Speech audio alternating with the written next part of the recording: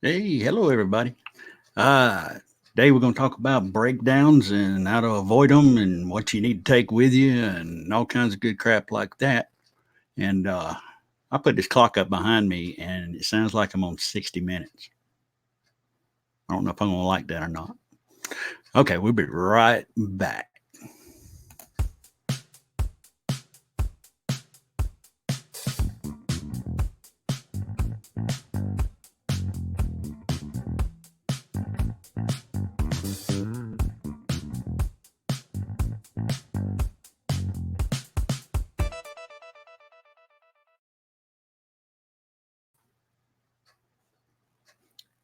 Did my music play?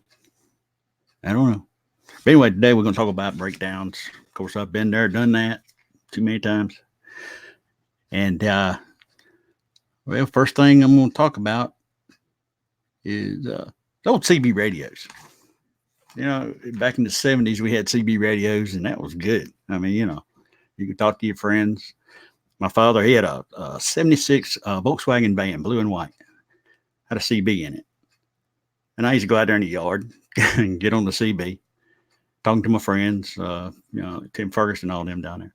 And I didn't know it at the time, but it would play through the TV in the house. And my daddy knew every damn thing I said. And that didn't work out too well. But we had CBs, and that's how we had a problem. We get on CB, breaker breaker. Hey, I got a problem.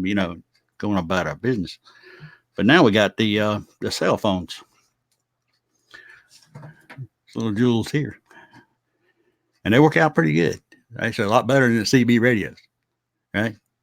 And you can see mine's got tape on it. I didn't throwed it around so much, but like the other day, I had a message on my CB on my phone from Jeff Hardison. Most of you know Jeff Harleston, whatever the hell his name is. But come a message that he broke down uh, south of the border down here about 4 miles, which isn't very far from where I live. But at the time, I was up in New Hill because I was working. I mean, I drive a truck. And well, I got him on the phone, found out what his problem was, where he was. And I busted butt home.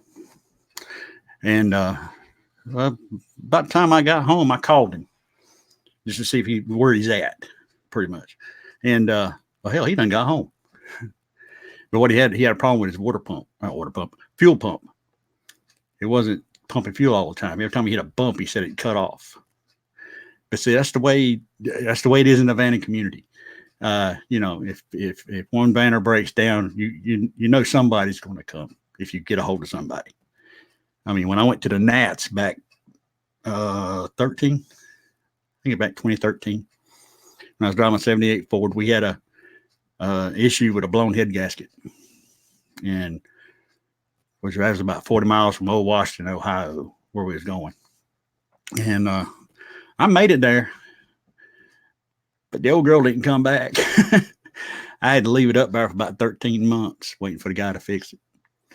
And when I got it back, it wasn't exactly fixed, you know. But I wish I'd have known about a few things. Like right now, we've got a Vanner's helpline. And Lord knows I cannot remember the lady that started it. And I love you. Let me tell you, I love you. Because we just come back from Cherokee and the yellow Dodge of mine, it was 77. And I just got the van. I didn't know much about it. I think I had it like 2 weeks before then. And the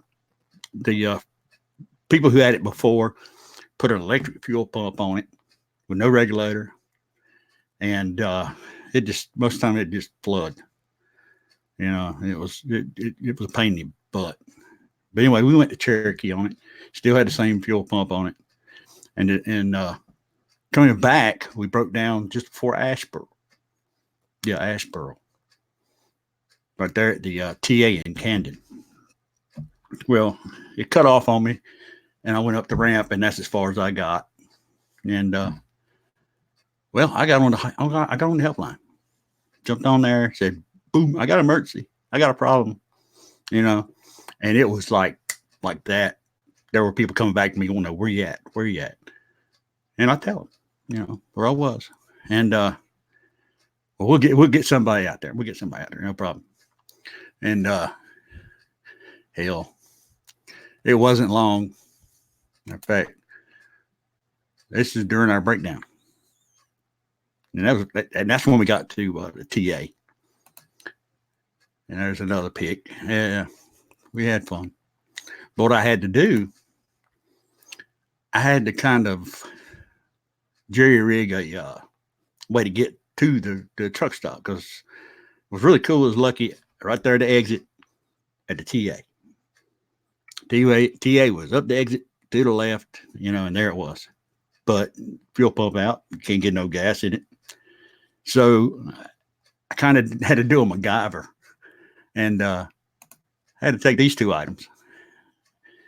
I had one of the gear oil up under the bed, which I was lucky about that. But I needed the tip off of that to put on a Mountain Dew bottle to put gas in it, right? And I had the old lady over in the passenger seat.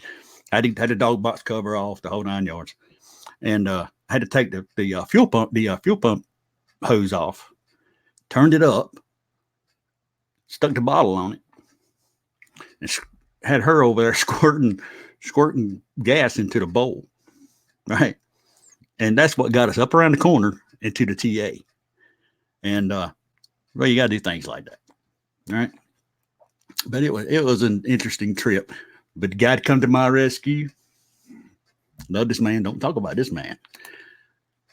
James Mann, I think that's his name. I hope that's his name. Anyway, but James Mann, he come to my rescue. He's a cool dude. He got up under there with me. We changed out that fuel pump. Matter of fact, he had to go get my fuel pump. He had to stop at I think an Advance, and he got my fuel pump, paid for it then, and some hose, because the hose was rotten. Every time I tried to fix the hose, it'd break. But he come down and he got up under there with me. I mean, he helped me, and I love him for it. I mean, he's a cool dude. But I could have avoided all that heartache if I'd have went ahead and fixed it before I even left. And when I got back, now I put the regular mechanical fuel pump on it, right? It runs off the timing chain cam. Yeah. As soon as I changed that, I cranked that up, and it was running good. I mean, it was, you can crank it right up. And then one time I cut it off and it went boom, boom, boom. But what the hell was that? I went to try to crank it back and it would not start. Would not start to save his life. Well, what happened with that was the timing chain was so wore out that when I put the fuel pump on that cam, it caused tension. And when it caused tension, it made the timing chain jump about 2 gears. So I'd spend the next weekend changing that out. And that was fun. That was really fun. It was more fun than I really deserved. But hey, you live and you learn. And I've been driving a truck for 26 years. We got our little sticklers about maintenance and pre-tripping and all that garbage. But anyway, but the Vander's helpline, that was great. They helped me a buttload that day, and I really appreciate it. But it's simple little things you can do, to avoid going through that. Do a before trip inspection, pretty much. Do a walk around. Just make sure shit ain't falling off. Simple as that. Check your mirrors, make sure they don't wobble. That kind of thing. And look at your tires. Tires are very important. They're sometimes you could have a knot on them and you just wear them down.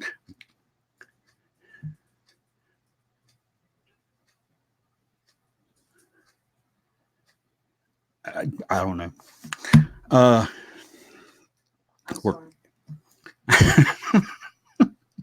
Come here.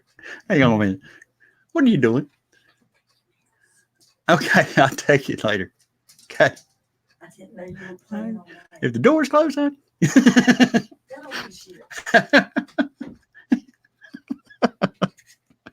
I gotta get more of those little red lights outside.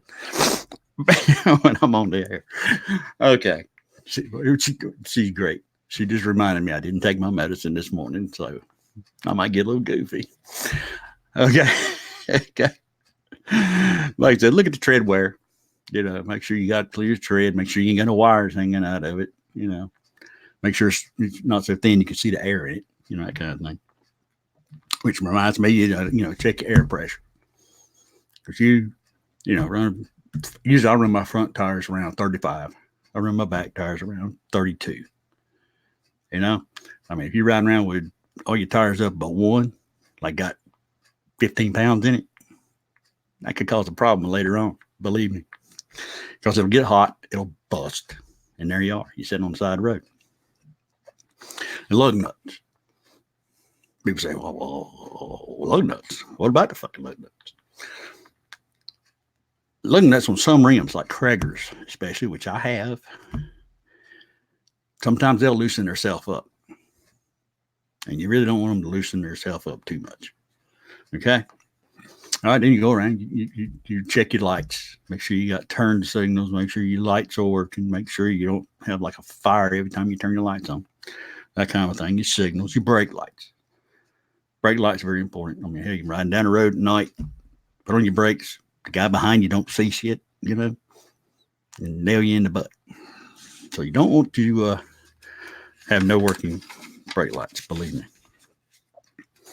Emergency flashers, your markers, all that stuff. You need to make sure all that's working. And before you even leave the house, matter of fact, before a trip, especially a long one, like 1,000 miles or 800 miles or whatever, check your fluids. Check everything. Even your windshield washer fluid. Check that. Oil. Especially check your oil. Because, as a matter of fact, even before you leave, change it. Ain't that big a deal. If you can't change it, take it to Jiffy Lube. Get them to change it before you leave. You'd be surprised what that'll save you. Check your antifreeze. Depending on what time of year it is, depending on what kind of antifreeze you use. Transmission fluid. Sometimes you could, you'd be losing transmission fluid. You never know it. And even the rear end grease. Believe it or not. Check that rear end grease. You don't want that rear end to come out from under you. And, okay. Enough of that. Emergency devices. Like when you break down at night, one thing you're going to need a flashlight. Because feeling around for what broke is no fun. Need a fire extinguisher. You need to put a fire extinguisher in your van. At least two of them, actually. One in the front, one in the back. In case you have a fire under the hood, which I've seen happen. We've lost a few vans that way. Where a wire short out and poof, there he goes. Reflectors or flares. I don't really like using flares, but you can get a little reflector kit for a little or nothing. There's something to put out there so people won't run over you when you're sitting on the side of the road. Okay. Jumper cables. That's one of the most important things I can think of right now is jumper cables. Because I've gotten out of my van, went in the store, come out, no jumper cable. Hopefully you can find somebody who has jumper cables. So buy you some jumper cables. Okay? And take a gas can with you. There was one time I was coming back from the Cherokee event. It's been years ago. It's back when I was with my last wife. And she, if for some reason, it's during Bush administration. But anyway, something happened with the fuel. Nobody had gas. Nobody had gas. Really that? And then the people who did have gas, they wanted like $5 a gallon for the crap. But we kind of come up lucky. We found a station that did have a little bit of gas, and it let us have a little bit of gas to get us down the hill. So bring a gas can with you.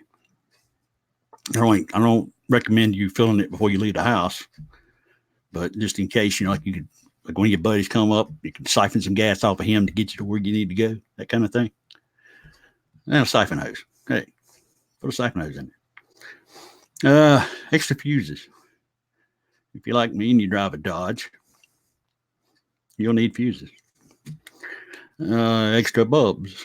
If you drive a Dodge, you'll need extra bulbs. That's for dang sure. Because for some reason, Dodge never made the greatest wiring system in the world. First aid kit. Uh-oh, what did I just do? But a first aid kit. I mean, that's good for anybody, in case somebody gets hurt. Get a Band-Aid. You stuck your finger in something that you didn't want to because you didn't have a flashlight. You might need a Band-Aid. So first aid kit. Don't forget all us old farts. Before you leave the house, you need to make sure you got all your medicines, like your heart pills, your sugar pills, your Viagra, whatever. Make sure you got that with you, because you don't want to get that far away from home and then you realize, I forgot my meds. Don't want to do that. And some people kind of laugh at me about this one, but spare parts. Spare parts. And they go, what do you mean taking spare parts? Well, it's like this. If you got riding down the road and you lose a fuel pump, hell, have one with you. I mean, like some of you custom guys, if you took the regular one off and put a chrome one on, keep the old one. Throw it in a box up under the bed or something. Like a fuel pump, alternator. I mean, these are things that go out all the time when you're going down the road. Never fails, really. Fan belts. That's one everybody runs into fan belts. They'll break, and usually because the alternator locked up. Carry oil with you. Spare oil. 2 quarts, throw them up under the bed, in a box, whatever. Because you never know. You pull up somewhere, you realize your oil's low. Always take this stuff with you. Transmission fluid, too. Take a little gallon thing of transmission fluid with you. Take a jug of antifreeze. So sometimes, you might bust a hose. You get a hose. That's another thing. Take hoses with you. People look at me like, oh, you crazy. No, I ain't crazy. I've been there, done that. Been sitting on the side of the road. Wish I had one up under my bed that I could reach in there and grab and throw in there, Don't forget your toolbox either. Bring your toolbox. Ain't got nothing. Just a little one. Get your major 10 millimeter sockets and stuff, You always lose the 10 millimeter or the 7/16. But take that stuff with you. Well, that's a lot of weight. That's a lot of weight on the side of the road, too. You know what I mean? I don't know what the hell's going on here. Okay. And another little jiffy little thing to take with you, a universal joint. Not your smoking joint, universal joint. I need one now. But yeah, take spare parts with you. Because you always end up on the side of the road, and you wish that, man, if I'd have had one, I could put that thing on. I could get on down the road. So think about that. Other things to have: a good floor jack. Not one of them big, massive 5-ton behemoths, but just one of them little jacks. You can get from Harbor Freight or something. Just a little 2,000-pound, 2-ton jack, whatever. Do not use a bumper jack. That's a dang bumper jack. Bumper jacks are a pain in the ass. In fact, my brother was his own stupidity, but my oldest brother, he's dead now, but he was working in a garage out in Texas. And he had the bright idea of using a bumper jack to break the bead off a tire. Okay. Anybody else would get stupid. Yeah. But anyway, the damn bumper jack broke. Bumper jack come up, popped in right there in the forehead right there. And he had a dent in his forehead for years from that bumper jack. Damn near killed him. So I don't recommend bumper jacks. In fact, you usually get one, throw it out in the woods, let it rust. Uh, 4-way lug wrench. Matter of fact, hang on a second. See that little piece of crap? That'll bust your knuckles, not to mention it'll hit you in the head. Whoever invented that thing right there was an idiot. Okay? Grab your 4-way. 4-way is the best thing in the world. I got a little folding 4-way somewhere. Don't take up near as much room. Most of the time I use a breaker bar anyway. I take a breaker bar and you got the socket that fits it, and it works beautiful. I mean, you know, ain't at an awkward angle or none of that crap. So think about that. I'll get down to something that's probably going to be controversial to most of you, which is fine. I mean, you know, we all got our own thing, you know. But we're talking about personal protection. I'm not talking about condoms, okay? Which is, you young little puppy truckers, y'all might want to look into those. But anyway, personal protection. In other words, you know, there's a lot of people out there who would really like to do you harm, whether you know it or not, whether you care or not. And there are people who will probably kill you. Okay. And so many things that people say they want to carry, you know, like I carry a taser with me. The problem with a taser, you got to be up close and personal. Okay. In other words, I can take that thing and shove a taser up your butt for all you know. Me, I'd rather have some distance. You know, stun guns are probably pretty, you know, those little things that shoot the wires out. That might be cool. I mean, it's just one of those things. You know, you got mace, pepper spray, right? That, you know, you can carry that stuff with you. It'll help you in case you're attacked or whatever. But I'll tell you what I used to do in the truck back when I was over the road, and I had to use it. I had to use it one time down in Atlanta, Georgia. And that is hornet and wasp spray. You say to yourself, what? Yeah, hornet and wasp spray. Get those big cans of that crap, right? But see, you shoot that sucker about 20 feet. You know, and you get them in the face with it, they go down. They might not see for quite a while, but they'll go down. Believe me, I had to use it in Atlanta, Georgia. Guy come up on my doorstep wanting to start some crap with me. And that's what I kept in my truck because we couldn't carry guns. You know, in the trucking industry, which why, I don't know, but we can't carry a gun. I don't understand that. I never will understand that. And but hornet and wasp spray, oh, it works beautiful when you get them in the face. I tell you that right now. Well, some people say, well, I'm going to take a baseball bat. Problem with handheld weapons is that most of the time they can take those away from you and beat your ass with them. And see, to get it, and then again, you get a baseball bat, you're going to have to get out of your van, which is a major no-no. You don't want to do that. You know, you ever get attacked and you're in your van, you stay in your van. Right? If you can get the hell out of there, you got to run over them. But baseball bats, no. That's not the trick.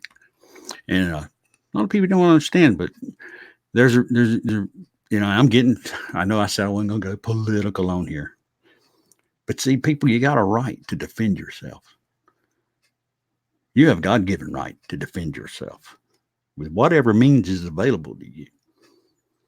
And, you know, I've seen a lot of people who lost their lives because they didn't have anything to protect themselves with. Like for me, don't get scared, everybody. Oh, no, he's got a gun. This is what I carry. It's a 380. Now, this thing right here, if somebody attacks me and they got some distance and they got a cover, they're going down before they get to me, because it's going to be me who's going to walk away, not them. Okay. I know a lot of people going, flipping out on me already. Talking about, oh, you doing my good. It's God given right. Second Amendment, God given right. And that's probably just about all I can really tell you now. But have a good time. I mean, we're in this for the fun, and I'm hoping I'll make some more events this year. I'm hoping that this thing here will take off to where, it'll be fun. That's my whole deal, because I haven't had fun in a while. I want to have some fun. I love talking to y'all. I love to be with y'all in all these events and stuff. So, but that's going to be about all I got right now.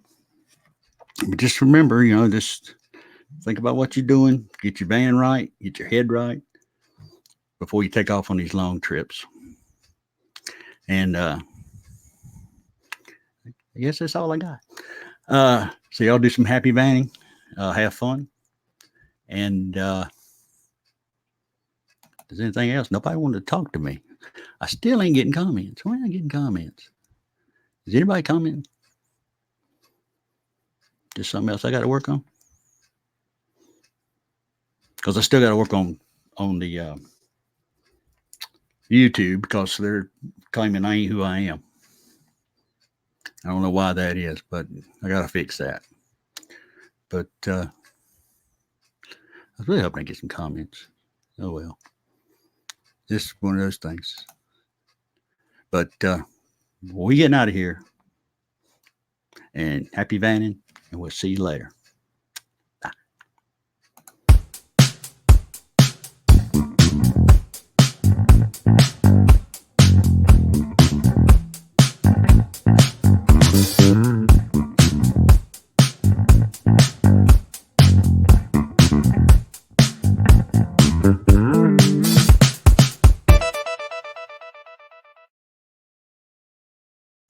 Oh, hang on, y'all. I got a comment. See if this thing works. Yeah, there he is. Alan, how you doing, buddy? There's one great job. Thank you. I hope that's a compliment. All right, people. Next time, give me some comments, and we'll see you later. Later.